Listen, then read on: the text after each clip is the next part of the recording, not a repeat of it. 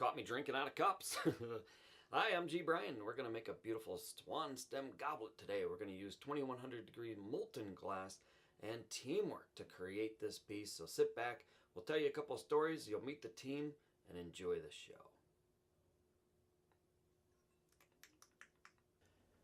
Here are some examples of different swan stems. You can see some are quite ornate, lots of gold leaves, some are very simple. People make them in sets. There's a gentleman named Jimmy Mongrain, and he makes some really nice ones. Here's a nice collage of some of the ones that he's done. Just those clear tops and the ornate swan. Quite beautiful. These swan stem goblets are a traditional Italian-style glass making. A lot of times we'll call it Venetian glass. Glass from Murano, Italy. Maybe you've even been to Murano and seen the glass makers there. They make wonderful, wonderful pieces, and glass makers from around the world try to replicate and recreate them and put their own twist and their own flair onto them. And that's what we're doing here. Now these goblets are often made in parts and components. First you'll make maybe the cup, then you'll work on the foot, and then finish the stem, and then assemble them together. So in this case we're making a swan stem, but it doesn't have to be a swan stem. It could be a traditional dragon, it could be a seahorse.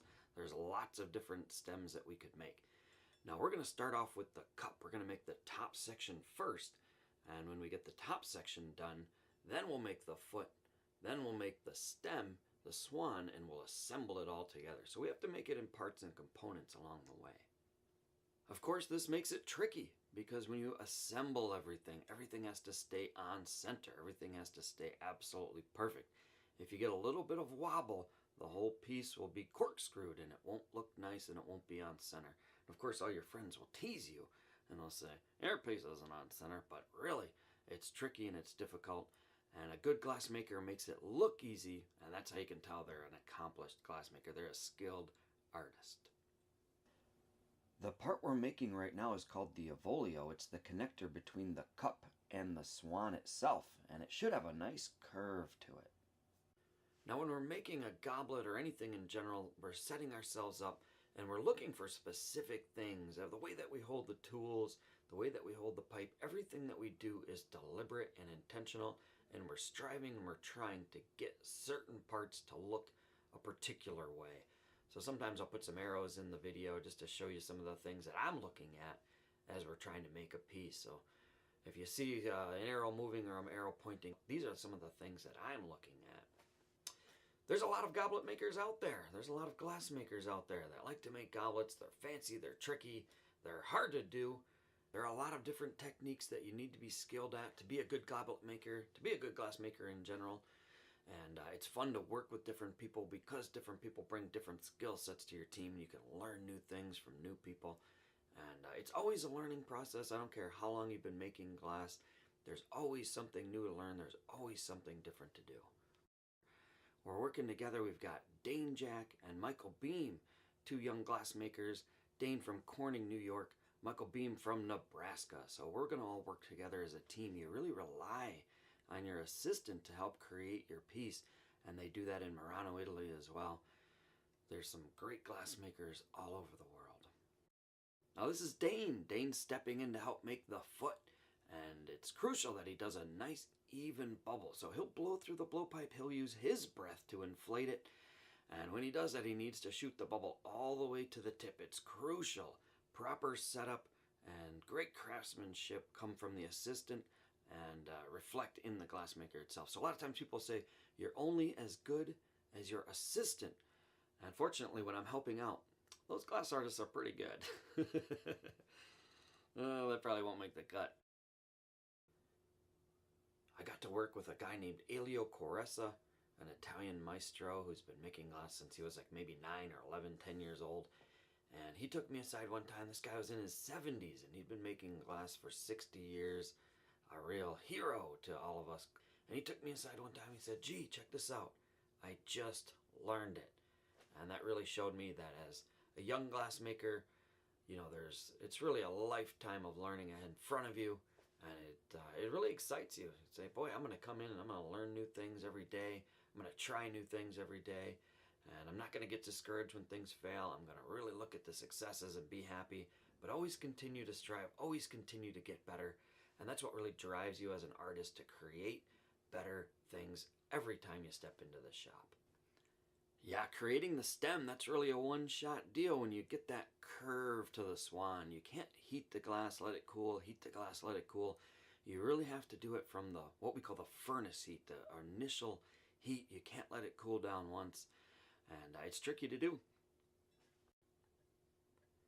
So I've only tried to make one Swan stem before, and upon the completion of that Swan stem, I was -1 for 1. Now, if you break a piece, you'd think you'd be 0 for 1, but in this case, I was -1 for 1. It was 2008. We were working at the Museum of Science and Industry in Chicago, a beautiful museum, and they put on a glass show. So we were there to support the program, and I was working with Annette Shepard. Hi, Annette.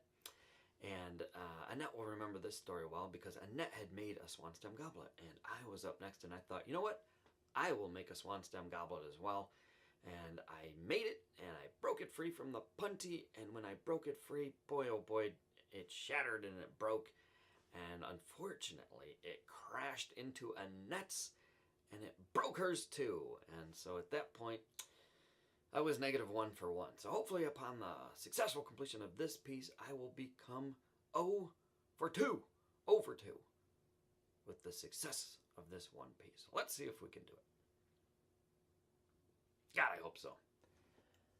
It's time to put the wings on, and the wings are a lot of fun, the way that glass bends and flows, but it's really tricky. You've got one shot to make sure that both of them are the same. So the second one that you put on really has to match the first one.